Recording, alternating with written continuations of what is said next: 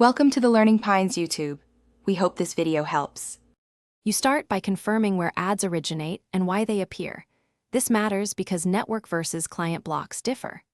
Once done, back up your game settings and create a restore point so you can revert if needed. Then install a host-level blocker or set up a custom DNS on your router or device. This blocks many ad domains before they reach the game.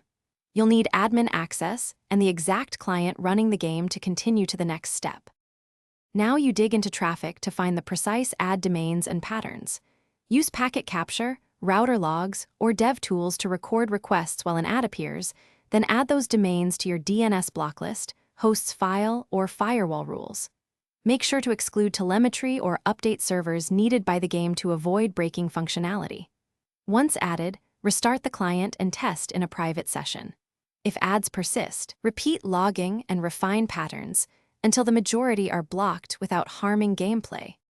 Finish by locking your rules, documenting each change, and scheduling periodic blocklist updates so new ad domains are caught. Make sure you whitelist payment or update domains to avoid purchase or update failures. If the game behaves oddly, revert the most recent change, then retest. Isolating one change at a time helps identify the culprit. As a troubleshooting tip, if connectivity or login fails, temporarily disable the blocker.